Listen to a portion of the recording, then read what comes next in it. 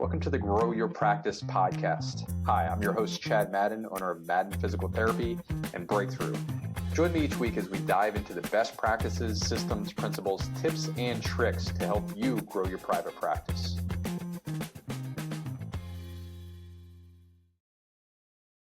Hey everybody, Chad Madden here with the Grow Your Practice podcast, and today we have a special guest who is brand new to the podcast, first timer here.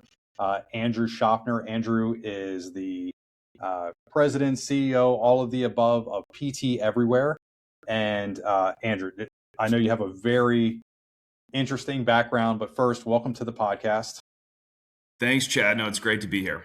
And then can you give us a little bit of the background? How did you get involved? And ultimately, what is PT Everywhere? Introduce it to everybody. Yeah, happy to. I mean, I think I probably don't have the normal background for people in the PT industry. I'm not a PT, although I played sports growing up. And I think I've been on the other side of scraping and dry needling and cupping and every other torture device that a PT could put you through. But, you know, I come from a software background. So I've spent my whole career actually investing in vertical specific mission critical pieces of software that are really boring. I like to say I invest in boring software businesses, and the goal, like we chatted about a bit earlier, is to make people's lives easier, because PTs didn't become PTs for an EMR. It's probably the bane of their existence, charting and note taking and dealing with software. And we deal primarily in the cash pay PT world.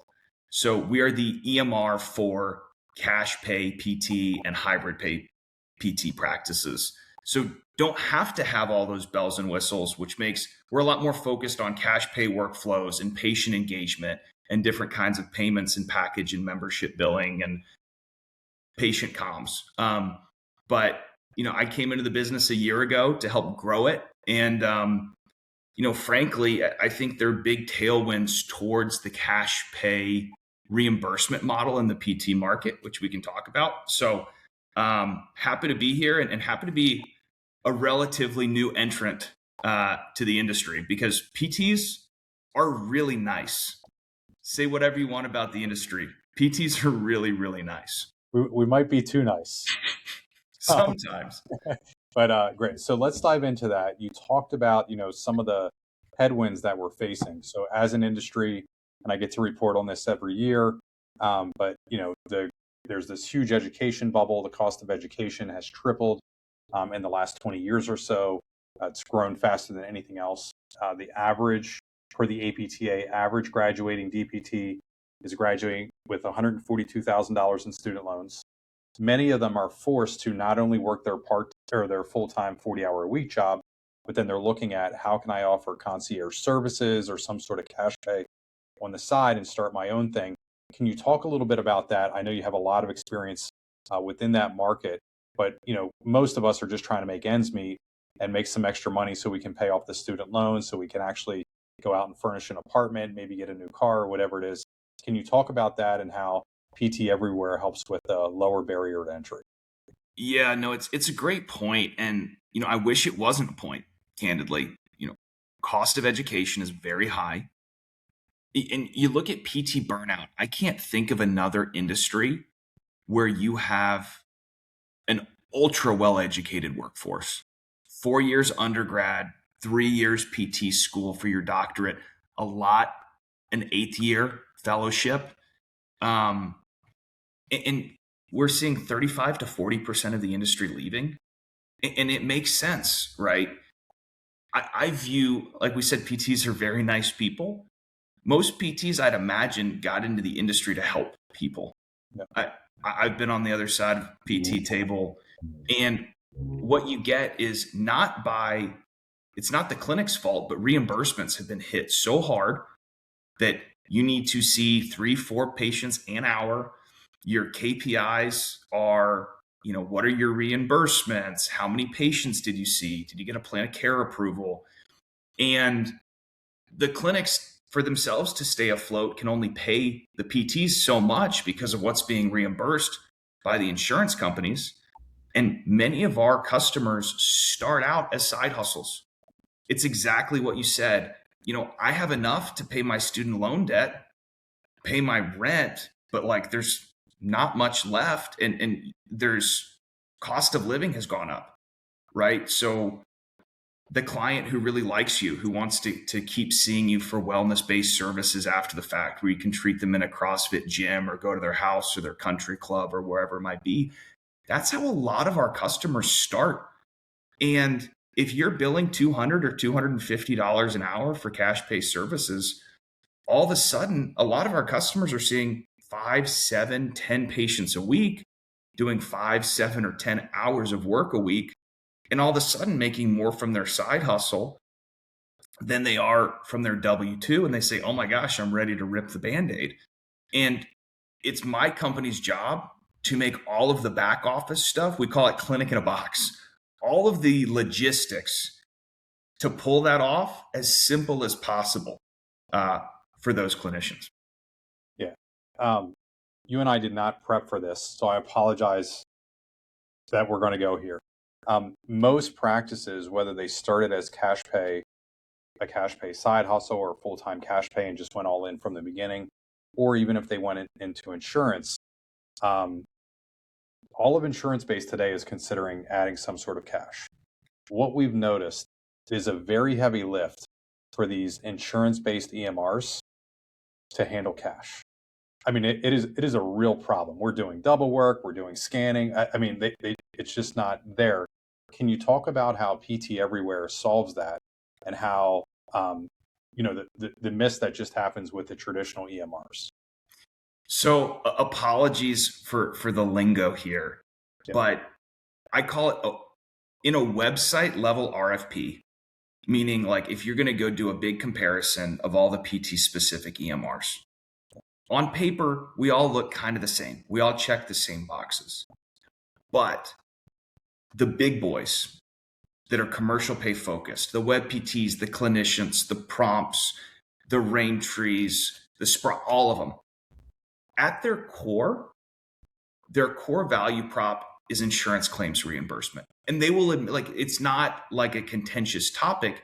It's the primary value prop that they sell to their customers is, how can I make sure that these clinics get paid by the insurance companies? Because that's how they're doing 90+% of their revenue.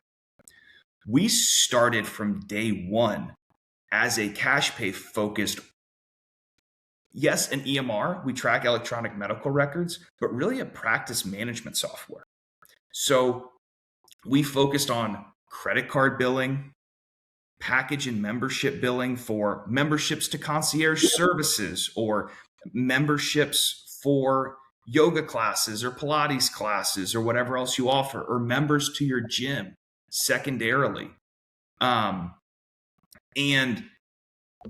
fully integrated payment processing in the package for card not present, auto pay, auto bill, with billing then designed for that. Our billing is so configurable because over 10 years of serving cash pay practices. Do you require payment up front? What are your cancellation policies? Do we have wait list features where we're automatically texting all of your patients on the wait list to fill that? Is there a late cancellation deposit penalty? All of these things that are cash pay focused are really important, and we've built them all that are designed for cash. And can we do insurance billing? Yes, but I'll go on the record saying if you're 98% insurance, seeing 4 patients an hour, have a dedicated billing team, and are in network with 100 different payers across multiple states, we're not designed for ultra high volume billing because it muddles the workflow for the PT and for the cash pay majority process for 1 PT 1 hour or 2 patients an hour. We can do, you're in network with BCBS or Medicare for compliance and a clearinghouse integration, but we don't want to muddle the workflow for everyone because of that. And one of the biggest differentiators, and this sounds really nitpicky, but hopefully a lot of folks listening will understand this. a huge thing for cash pay in my mind is affordability. You're selling one-on-one services a lot of the time, which is different than traditional commercial pay. You're generally targeting a more discerning customer, and a lot of them are very much specialists. And we serve all sorts of different subspecialties across PT. But package billing, where we provide super bills. Because one of the biggest things that I'm bullish about in the industry is corporate insurance plans are moving towards high deductible HSA, FSA funded plans. It's just a fact. My company is on one and our employees love it. It's tax free. There's an employer contribution. You can do a match that's tax free. And it's more affordable from the employer side from a plan standpoint versus a traditional plan. And it gives a lot more optionality. Now, unlike traditional insurance-based practices where package billing is irrelevant because you're on a plan of care that's approved by an insurance company proactively, which is how you got the client to begin with, making sure that that patient comes back for the third, the fourth, the fifth session to start to see the progress, to start to see the results is super important. So saying, hey, it may be $2,000 for 10 sessions. I'm just throwing a round number out there. But if you sign up for a 10 visit package, it's $1,500. But that's a big barrier. We can actually put you on a payment plan. So you're contractually obligated to come in for the 10, and it'll hit you every 2 weeks on a 4 installment plan or name your plan here. Auto bill you from that, get you scheduled, and then provide a super bill at the reduced package rate. Because if you say on a super bill that you billed for more than what you actually billed, it can be insurance fraud, which all of this sounds very nitpicky, but like these are the things that our clients deal with every day. And we win deals on that all the time. Plus we've got HEP built in and other things. So I could talk about this all day. I'll pause so you can chime in with questions, but hopefully that answered kind of some of what you were looking for. Yeah, one thing just to clean this up for the listeners, when you said configurable, another way to say that would be like customizable for the unique practice and how they handle their processes and policies. 100%. Right. And to make things easier, we have thousands of pre-canned templates if you're thinking about starting your own thing that are PT specific, and not just PT specific, subvertical specific. The next one would be a lot, and we're doing this right now. Actually, I can hear it. You likely can't hear it, but through this door, we have a hyperbaric oxygen therapy clinic. And our challenge, and I know that others might not be hyperbaric oxygen therapy, but they've opened a stretch lab or some, basically an add-on business in the cash pay realm. Maybe it's a wellness and longevity with a cold plunge and a sauna. But regardless, for those that are traditional insurance-based practices that are adding a cash pay service on, and it's not streamlined cash pay service, it's something that's really a separate business. So you have clients that they're on one EMR for the insurance, and then they're on PT everywhere for their cash-based practice. So it's a nuanced answer. Okay. Most of our customers are using PT everywhere for everything. Got it. And we have non-therapist licenses for massage therapists and yoga instructors where you can do class bookings, and Pilates instructors and PTAs, and yes, infrared saunas and cold plunges, and they can book them via links on the website where it's touchless to go spend $50 for an hour on the Normatec boots. Generally, our customers use PT everywhere for everything because we can handle the insurance claim. We have a fully functioning integration with the Novalon that passes claims. But there are some that have multiple locations where, let's say, you're in PA, you may have a fully insurance-based practice in Hershey, but are thinking about launching a cash pay practice in an affluent area of Harrisburg or Philly or the main line. And that's very common, although we tend to see a lot of those insurance practices, as you mentioned, moving more and more towards cash pay services. As their revenue mix skews more and more cash pay, then they rip the Band-Aid and they move fully over to cash-based practices. Great. I want to get into trends on reimbursement and some of the other headwinds that we're facing. So every year I get to do state of PT. And the thing that I've been tracking since 2014 is the physician fee schedule. And we map it out and everything else. And I can tell you off the top of my head, because I've done this so many times, from 2008 through today, in the last 18 years, there's been a 17% reduction in reimbursement rates for Medicare services. If we compare it to 1994, Andrew, when I was a junior in high school, deciding to become a physical therapist, running to the shadow in the clinic after wrestling practice all winter long. If we look at the reimbursement rates in 1994 compared to today, 32 years, they're lower today than they were in 1994, and there's zero adjustment for inflation. So if we add inflation in, the value of the 2026 dollar is less than 48 cents, or has been reduced by 52% since 1994. So I know you've done a lot of talk about this and thought about it as well. And I love that you have an outside perspective, coming from the SaaS community. How do you think about this? What do you see? And, in the end, is there any hope for us? Is there any hope? Yes. Spoiler alert, you gave it away right away. Yes. But it's going to take a new perspective. And clearly I have a strong, albeit admittedly biased thesis on it. But if I didn't believe in it, I wouldn't be here. I think something that's very common for people to do is say like, private equity is a big bad word on coming in, rolling up these PT clinics, and work-life balance gets terrible and PTs get overworked and burnt out. But I don't think that's the crux of the issue. There's a phrase for it that I don't want to be recorded saying, but something rolling downhill, right? If reimbursements, inflation adjusted, are down 52%, rent is up, utilities are up, cost of equipment is up, expectations for comp are up. And that's not just the PTs themselves. If you're running a big clinic, that's front office and back office and treating clinicians. So if the cost is going up, the reimbursements are going down.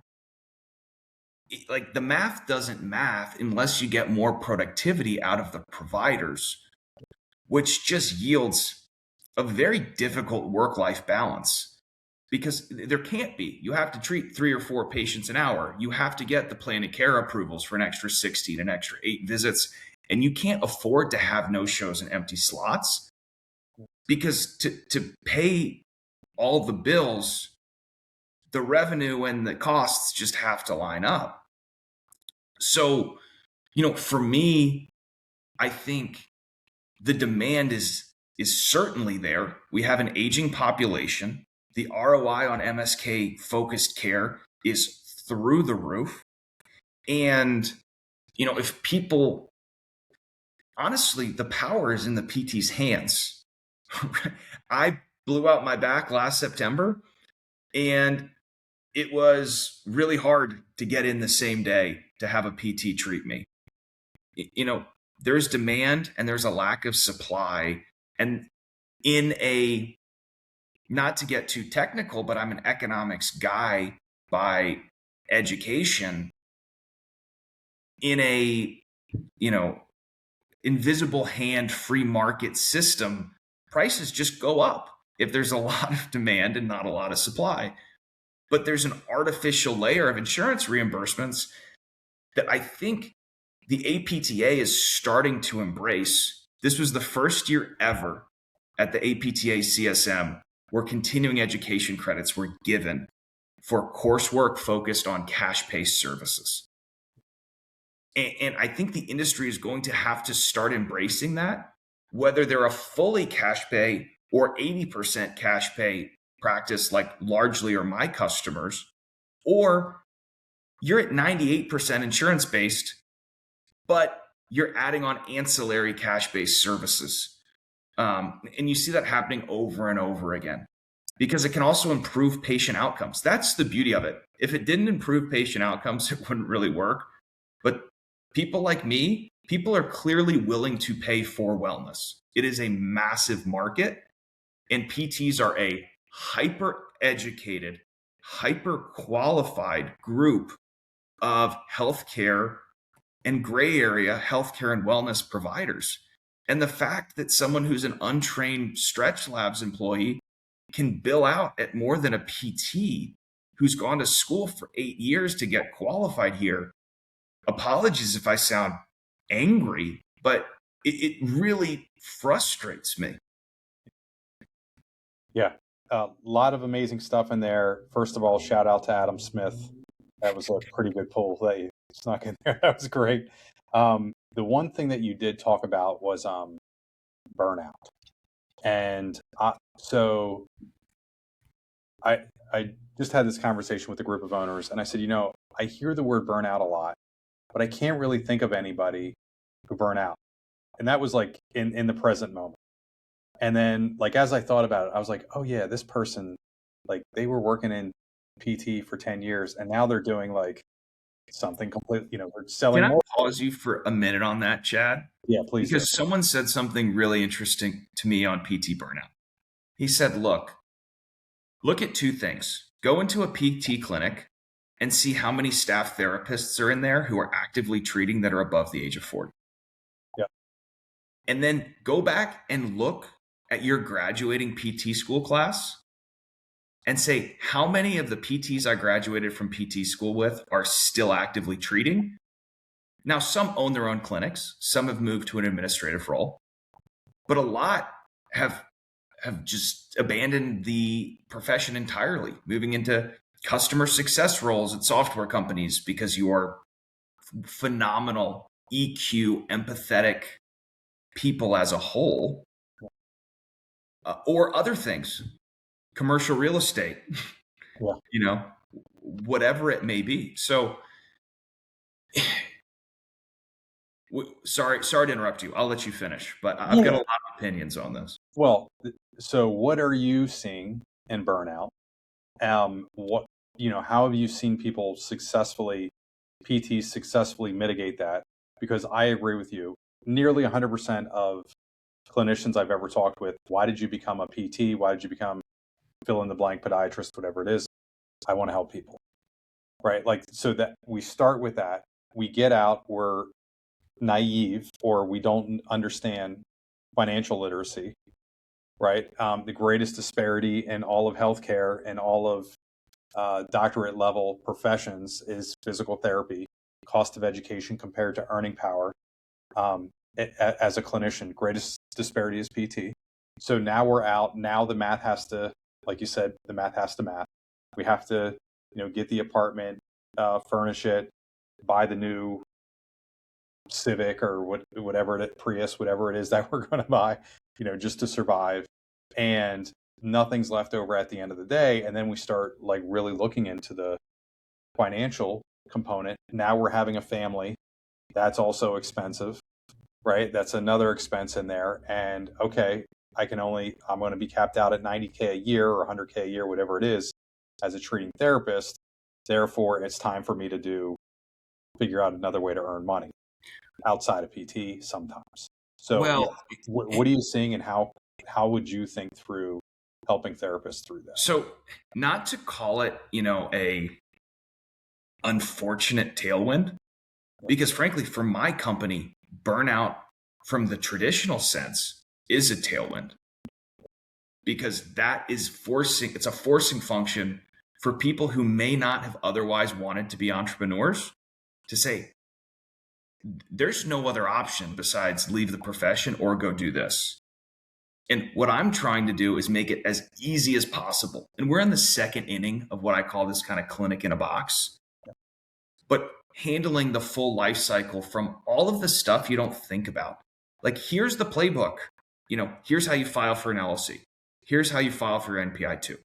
Here's how you start to get your first patients in the door.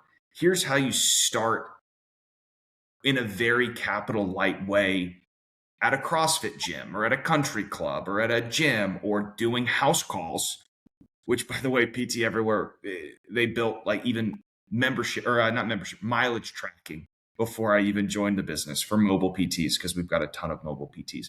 Here's how you open your own first brick and mortar. Here's how you get a loan for your equipment. All of these things is to say, look, PT school is not business school.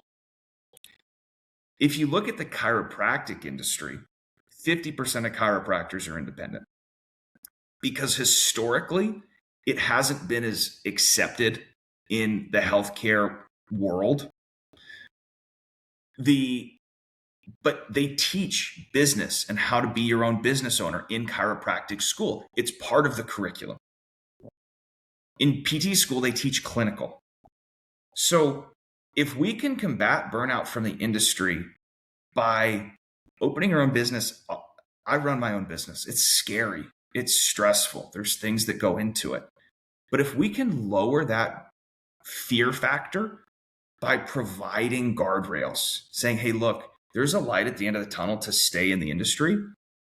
And frankly, even in a part-time capacity, a lot of our customers, they left the PT industry burnout plus maternity, right? If you're a working mom, you have kids, you're making the money you were talking about, working 40 hours a week, then going home and charting for another 3 hours a night, 60 hours of work a week for post-tax to bring in this money, and it barely offsets childcare costs. That's tough. But your kids go to school and you can treat cash pay, your own practice, treat people the way you wanted to. Your first customer set can be your kids' classmates' parents whose neck and lower back hurt them. And all of a sudden, you can make a lot of excess cash flow utilizing what you were trained to do at very high rates. So apologies for kind of the roundabout answer there, but we see all sorts of different ways that burnout affects the industry.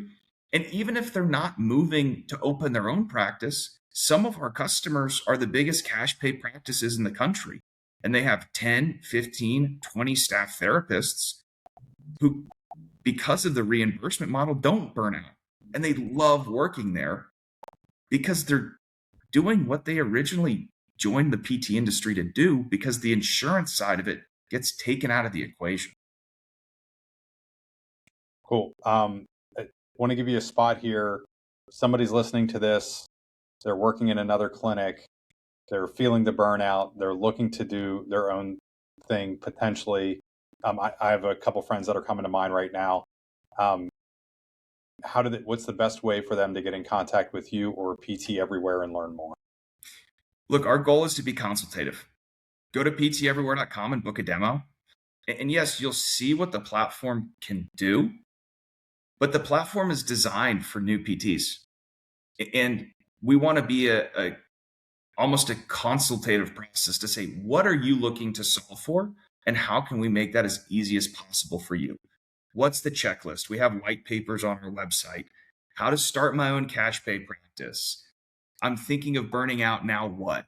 We've got a litany of kind of papers and starter guides and other things. And then would love to talk you through the platform as well to say, here's what you need to do. Here's how we can make that easier. And we were just at Breakthrough, just hosting an event in the DC area, Bethesda, Maryland. And I think of the 11 clinicians, owners that were in the room, 9 were concierge, cash-based, exactly what we're talking about here. And I think everyone that I heard that shared was using PT Everywhere. So I think you pretty much have a monopoly within. It's PTs. Yeah. We love serving our customers, and our biggest lead source is referrals.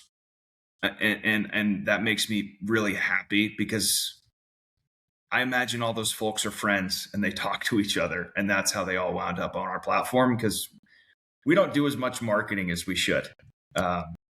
So I'm glad to hear they were well served. Yeah.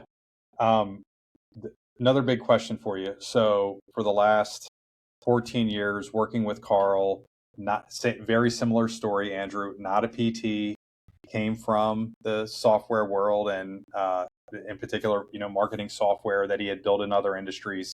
Coming in here, one of the things that I always thought it was almost a cheat code for me is that I wasn't listening to other therapists. And he was bringing in business principles that were universal, not things where he would bring them in and I would say, oh, but my practice is different, right? So it almost got rid of that limiting belief that I had, that excuse, and I was forced to learn the principle and then implement it into my practice. You used a term, force function, which was so odd because on a call with Carl this morning, he used that same exact term. I've never heard a PT say that term. What are some other things that you've seen? And you can even share other industries that you've worked in, but principles that you've learned before PT Everywhere that you've brought in, you've implemented, and you're making, a better life and a better place for physical therapists. Can you talk about any of those principles that jump out? Look, 100%. And I say this in the best way, out of respect for my dad, my mom, both doctors, both not necessarily the most business savvy. Because a lot of times also the most business savvy people can be the worst clinicians. But anyway, that's another discussion. But business to me is not rocket science, right? I don't want to reinvent the wheel. I want to take things that worked other places and helped people other places and move them to the PT industry. So, we were talking about David Rowan at SME right before this call. He's a great guy. We launched a partnership with them last month, I guess a month and a half ago now, where we're getting all of our independent PTs, and we have thousands of them, and I can use that to help go to David and negotiate prices really, really low for my clients as solo 1-person, 2-person, 5-person shops, getting the same pricing on wholesale equipment and supplies as if they were much, much, much, much, much larger practices. Now, did I bring that to the PT industry? I mean, I didn't reinvent it. It happens in dental EMRs. It happens in flooring industry ERPs. It happens in all these different things, but it's no skin off my back. Does it help add value to my customers? Yeah. Does it help, lower their burden to open up a new clinic or get really high quality goods for TheraBands and, dry needles and other supplies where they can just spend less and they can have better margins so they can be more successful? Yes. Does it help them launch retail operations where instead of giving a Amazon link to a patient to say, hey, go buy this band or go buy these custom orthotics or go buy this foam roller, and they buy junk off Amazon that the PT can't make any money on, they can say, oh, buy this exact SKU because it's medical grade, it's best in class, and they can sell it to them for less than they could buy it on their own and still make, some money to help fund their clinic on. All of these things, it's not rocket science. You just see it in other industries. And I'd like to bring that to the PT industry because at the end of the day, I succeed when my customers succeed. And at the end of the day, that's the only thing that matters to me. Yes, I want to grow a really big software business. I don't think that's a crime. The way I do that is I want to grow with my customers. I want to grow with the industry and say, hey, you 100,000 burnt out PTs who love doing this and wanted to do this, how can I make it easier for you to come back into this industry? And, it's kind of how I think about the world. I don't think it's rocket science. I think it's blocking and tackling and doing things that work other places that, if people are willing to spend thousands or tens of thousands of dollars at med spas for slight cosmetic issues, you don't think they're willing to spend that same wallet share on debilitating things that impact their daily life? Of course they are. The people are there. We need to get the word out. And if we do that, rising tides raise all ships. So I want to see everybody succeed. Yeah, that's great. I know when we started down the cash pay route through Breakthrough, again, I get a little bit of a cheat code where I get to talk with all these awesome owners that are doing amazing things. In the very beginning, it was, like $40 for a laser treatment session. And then just kept like going farther and farther. And then we heard like $2,000 packages, and then $3,000, and then $5,000 and $10,000. And I think we finally hit a clinician that sells $14,000 packages and does alarmingly well. And, I was having a conversation with my wife about this, and we have a horse. We have a horse. My wife rides the horse with our two daughters, and they go out to a barn and just forget about not room and board. Boarding is that expense. But then the horse has a masseuse and a vet and all these other people that and they do a laser treatment session on the horse, which happens to be the same exact provider that I have laser in our clinics, and that is $400 for the horse to get a laser. It's crazy. And we have that knee-jerk reaction, that fear as a clinician to ask somebody for $40. And it's a wild concept, but I agree with everything that you said. We're providing something tremendously valuable. People are willing to pay, and we're not even many times even giving them that option to do so. And apologies if this is overstepping, but one of the things that I've noticed coming into this industry as an outsider is it's almost faux pas, it seems like, to make money in PT or to talk about money in PT. I'm here to say, like, PT clinic owners, making money is okay. It's not a bad thing, and know your value. And that's one of the biggest questions we get when people are starting their own clinics, which is, how do I price my services? And how do I know my own value? And we built this community that has thousands of cash pay PTs in it, where they can just ask questions to other cash pay PT owners. And there's factors. What are you providing? What kind of metro area are you in? It's a different cost for Harrisburg, Pennsylvania than it is Orange County, California, right? But knowing your value and not being afraid to charge for it, because it can actually be a bit of a gift good. The more you charge, the more value people think they're getting out of it. Anyway, I've got a lot of opinions on this, but I want my customers to succeed, and they need to know their value. Yeah, that's great. I think this is a good jumping off point. I have one more question for you, but we will put the link for pteverywhere.com. That is the link, but we'll put it in the show notes as well. Andrew, this has been amazing. The question that I always end on is, what's the most influential book that you've ever read or recommended to others in your own career and journey? Gosh, most influential book. Yeah. You can just stop there. You don't have to do the recommendations. Yeah. Is there a book that changed your life? There's a book called Crossing the Chasm. Jeffrey Moore.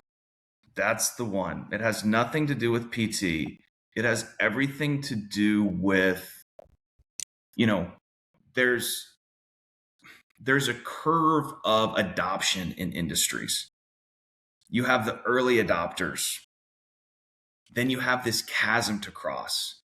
Where in software, think about the people who were embracing AI 10 years ago. Everyone thought they were crazy. But then it's the chasm of making it mainstream, and then it starts to fall. I think we're kind of right there in the cash pay PT world, right? You mentioned the Aaron LeBowers, the Danny Matteis, those folks of the world, the Ben Baggies, embracing this cash pay model. But the APTA said, no, we don't accept that as a viable commercial model. You start to feel the momentum building to get this into the mainstream. And the ironic thing is, in my mind, we talk about what get the insurance companies to change. Ultimately, I think the more successful the cash pay industry is, the better reimbursements we'll get out of necessity in the insurance world from a macro perspective. But I think, we're there on the adoption curve, and it's exciting to see the industry growing momentum towards diversified reimbursement models to make PTs' lives better, to make it just a more sustainable and better paying career. Because to your point, in 1994, you didn't have to worry about being a side hustle or having something outside of your W-2 to pay the rent, to pay the car payment, to pay off your student loans. And today you do, and something's not right about that with me. Great. First person ever in 300 episodes to recommend Crossing the Chasm. Excellent book. Highly recommend it. But Andrew, this was great. Thank you for being on here, and thank you for everything that you're doing in private practice right now. Thank you, Chad.